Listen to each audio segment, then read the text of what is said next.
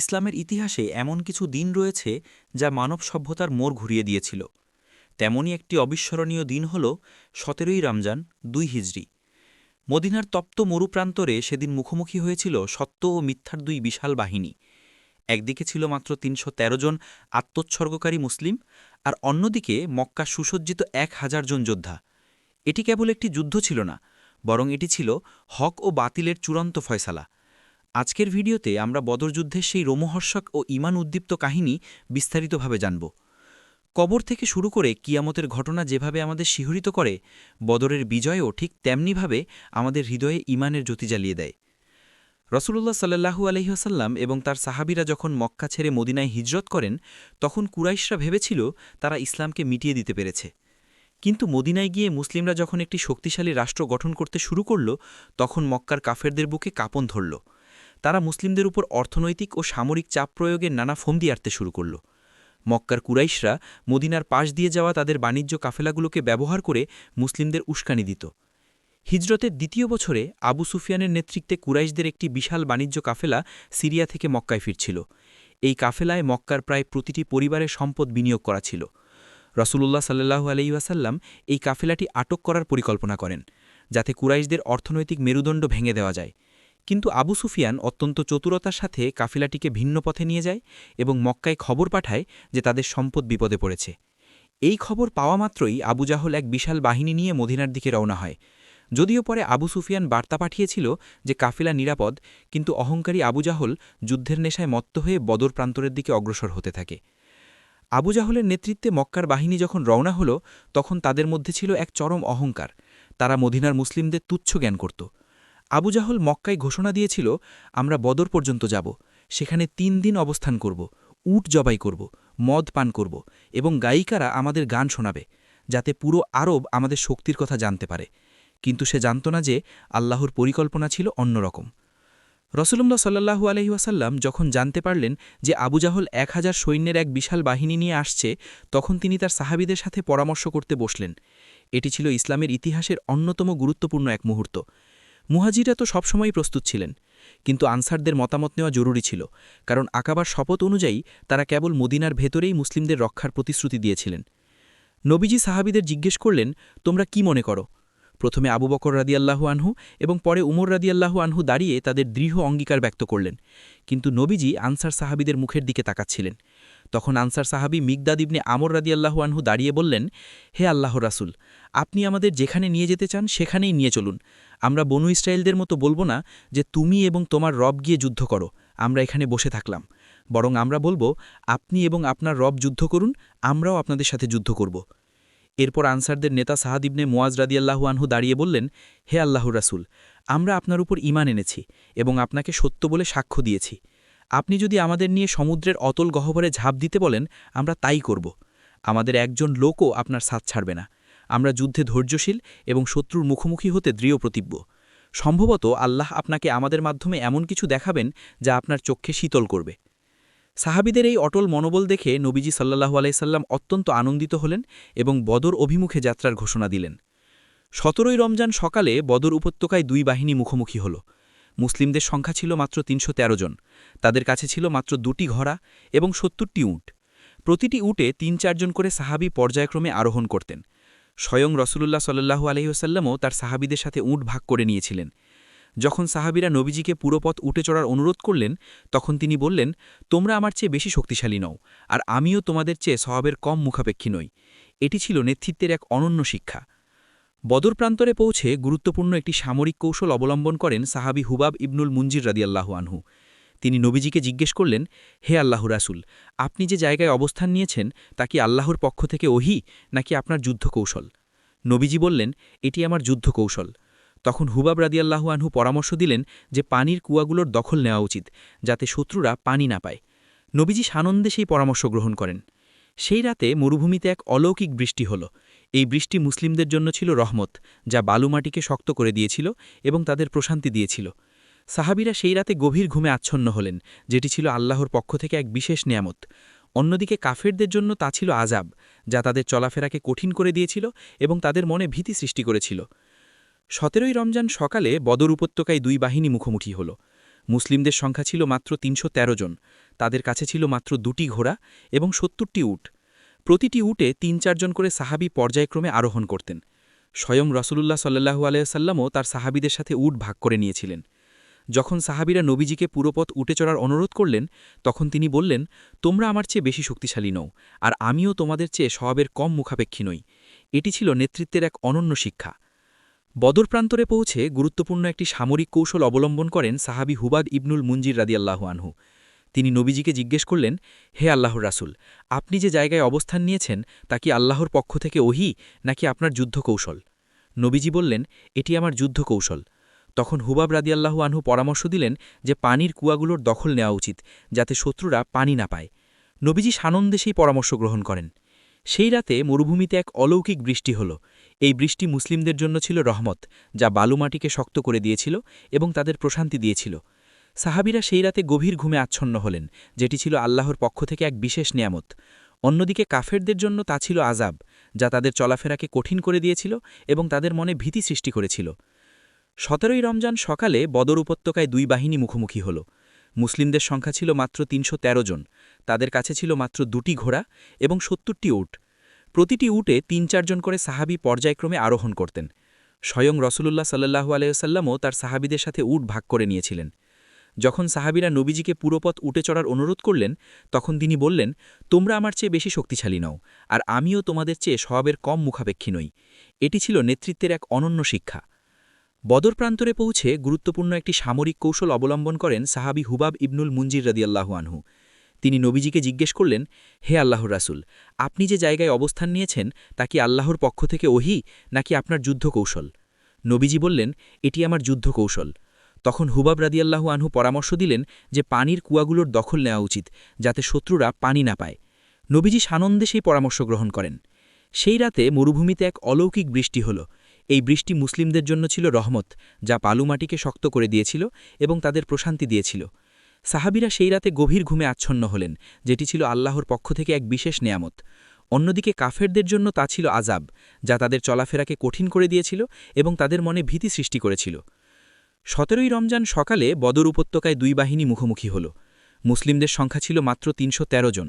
তাদের কাছে ছিল মাত্র 2টি ঘোড়া এবং 70টি উট। প্রতিটি উটে 3-4 জন করে সাহাবী পর্যায়ক্রমে আরোহণ করতেন।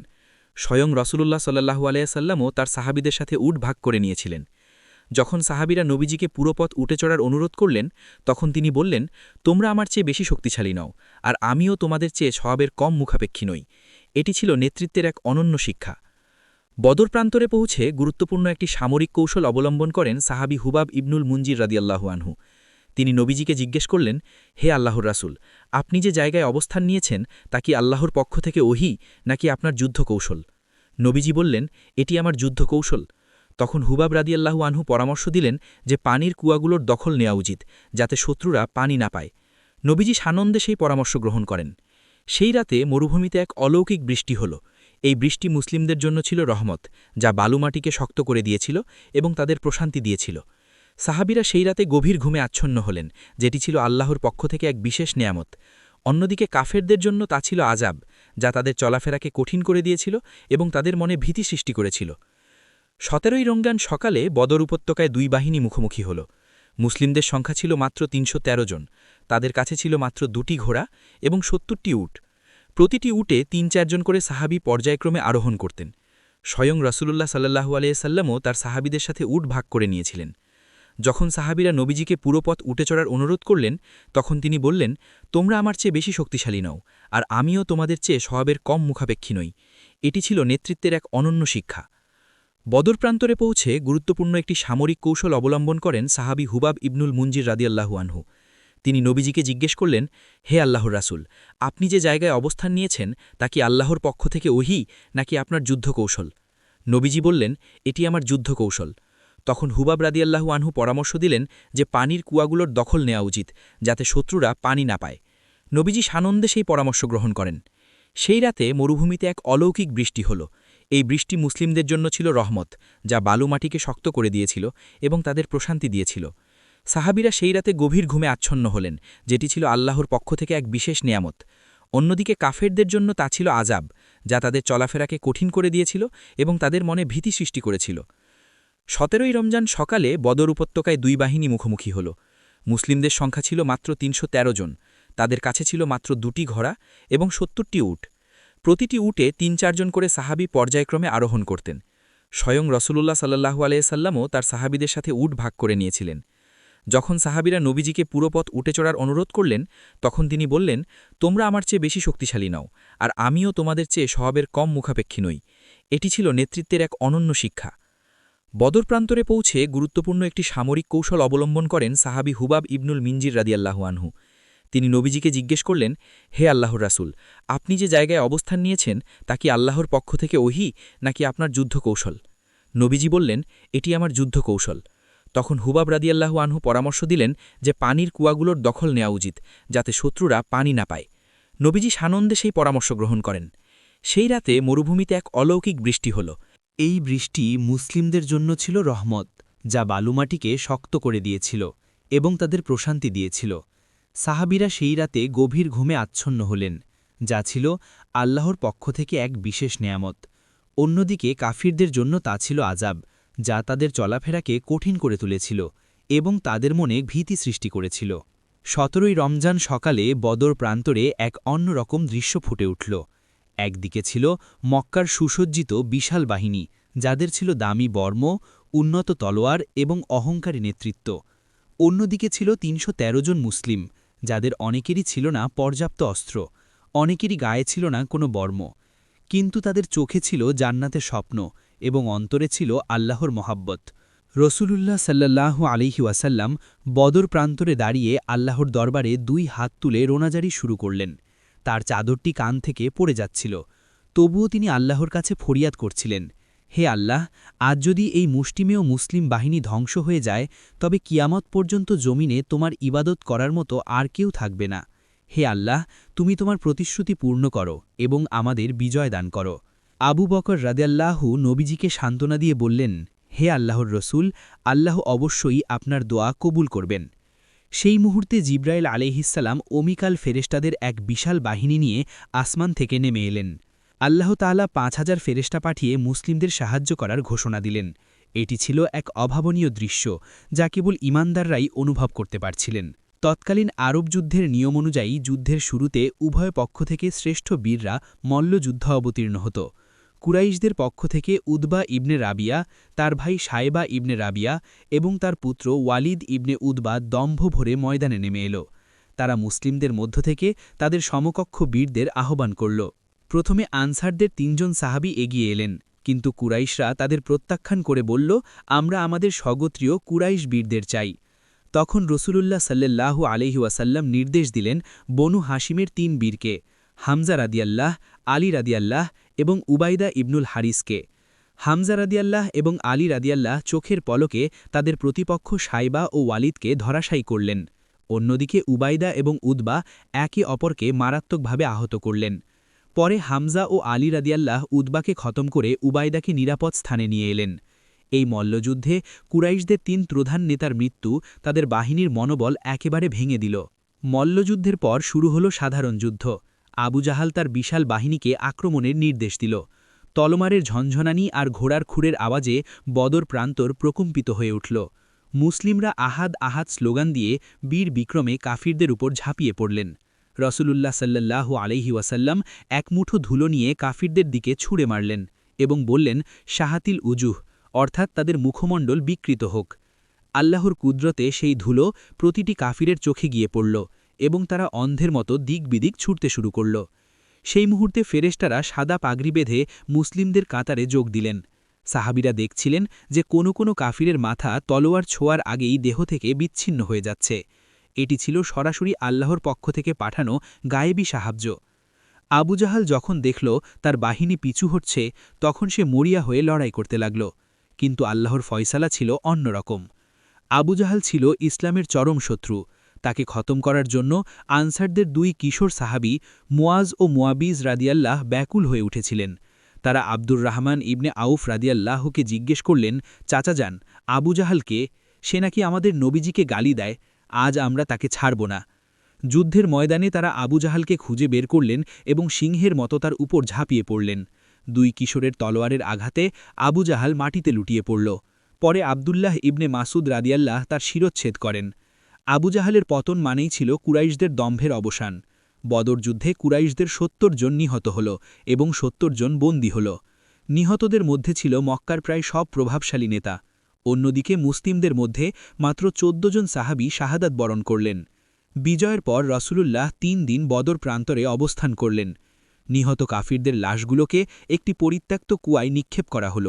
নবীজি সেই কুয়ার পাশে দাঁড়িয়ে তাদের নাম ধরে ডাকলেন এবং বললেন, হে অমুকের পুত্র অমুক, তোমাদের রব তোমাদের সাথে যে প্রতিশ্রুতি দিয়েছিলেন তা কি তোমরা সত্য হিসেবে পেয়েছ? আমি তো আমার রবের প্রতিশ্রুতি সত্য হিসেবে পেয়েছি। মদিনায় যখন বিজয়ের খবর পৌঁছাল তখন চারদিকে আনন্দের বন্যা বয়ে গেল। এই বিজয় কেবল একটি মাসরিক বিজয় ছিল না, বরং এটি ছিল ইসলামের ভিত্তিপ্রস্তর স্থাপনের বিজয়। এই যুদ্ধের মাধ্যমেই আরবের মানুষ বুঝতে পারল যে ইসলাম কেবল একটি ধর্ম নয়, বরং এটি একটি অপরাজেয় শক্তি। বদর যুদ্ধের পর ৭০ জন কুরাইশ সৈন্যকে বন্দী করা হয়েছিল। তাদের মধ্যে মক্কার অনেক বড় বড় নেতাও ছিলেন। তৎকালীন সময়ে যুদ্ধবন্দীদের সাথে অমানবিক আচরণ করা হতো, তাদের হত্যা করা হতো অথবা দাস হিসেবে বিক্রি করা হতো। কিন্তু রাসূলুল্লাহ এক অনন্য আদর্শ স্থাপন করলেন। তিনি সাহাবীদের নির্দেশ দিলেন, তোমরা বন্দীদের সাথে উত্তম ব্যবহার করবে। সাহাবীরা নিজেরা শুকনো রুটি খেয়ে বন্দীদের ভালো খাবার খাইয়েছেন। বন্দীদের মুক্তির জন্য তিনি এক অভিনব পদ্ধতি গ্রহণ করলেন। যারা শিক্ষিত ছিলেন তাদের শর্ত দেয়া হল যে তারা যদি মদিনার ১০ জন শিশুকে লেখাপড়া শেখান তবে তারা মুক্তি পাবেন। এটি ছিল ইতিহাসের প্রথম কোনো শিক্ষা বিনিময় মুক্তিপণ ব্যবস্থা। যারা অশিক্ষিত ছিলেন তাদের সামর্থ্য অনুযায়ী অর্থ দিয়ে মুক্তি পাওয়ার সুযোগ দেয়া হল, আর যারা অতি প্রদূর বিদরী ছিলেন তাদের বিনা মুক্তিপণে ছেড়ে দেয়া হল। এই উদারতা দেখে অনেক বন্দী পরবর্তী সময়ে ইসলাম গ্রহণ করেছিলেন। বদর যুদ্ধের মাসরিক সৌরভ আজও বিশ্বের বড় বড় সামরিক একাডেমিগুলোতে পড়ানো হয়। কিভাবে মাত্র ৩১৩ জন যোদ্ধা ১০০০ জনের বিশাল বাহিনীকে পরাজিত করল তা নিয়ে আজও গবেষণা হয়। প্রথমত নেতৃত্বের প্রতি আনুগত্য। সাহাবীরা নবীজির প্রতিটি নির্দেশ অক্ষরে অক্ষরে পালন করেছিলেন। দ্বিতীয়ত পানির কুয়ার দখল। এটি ছিল একটি অনন্য সামরিক চাল, যা কাফিরদের মানসিকভাবে দুর্বল করে দিয়েছিল। তৃতীয়ত ঐক্য ও ভ্রাতৃত্ব। মুহাজির ও আনসারদের মধ্যে যে ঐক্য তৈরি হয়েছিল তাই ছিল বিজয়ের মূল চাবিকাঠি। চতুর্থত আল্লাহর উপর অবিচল আস্থা। সংখ্যা সরঞ্জামের চেয়েও বড় ছিল আল্লাহর সাহায্য। বদর যুদ্ধ আমাদের শেখায় যে সত্যের পথে অটল থাকলে আল্লাহ সবসময় সাহায্য করেন। বদর যুদ্ধের বিজয় ইসলামের ইতিহাসের সবচেয়ে গুরুত্বপূর্ণ মোড়। এই যুদ্ধের মাধ্যমেই মদিনার ইসলামী রাষ্ট্রের ভিত্তি সুদৃঢ় হয়েছিল। আজ আমরা যখন বদরের কাহিনী শুনি তখন আমাদের ঈমান সতেজ হয়ে ওঠে। এটি কেবল একটি ঐতিহাসিক কাহিনী নয়, বরং এটি আমাদের জীবনের প্রতিটি ক্ষেত্রে ধৈর্য, সাহস এবং আল্লাহর ওপর ভরসা করার শিক্ষা দেয়। আমাদের ভিডিওর মাধ্যমে আমরা চেষ্টা করেছি বদরের সেই সোনালী ইতিহাস আপনাদের সামনে তুলে ধরতে। কবর থেকে কিয়ামত পর্যন্ত আমাদের প্রতিটি পদক্ষেপে বদরের শিক্ষা আমাদের পথ দেখাবে। আশা করি আজকের এই বিস্তারিত বর্ণনা আপনাদের ভালো লেগেছে। এই মহান ইতিহাস সবার কাছে পৌঁছে দিতে ভিডিওটি শেয়ার করুন এবং আমাদের চ্যানেলটি সাবস্ক্রাইব করে সাথেই থাকুন। আল্লাহ আমাদের সবাইকে বদরের সেই ঈমানী শক্তি দান করুন। আমিন।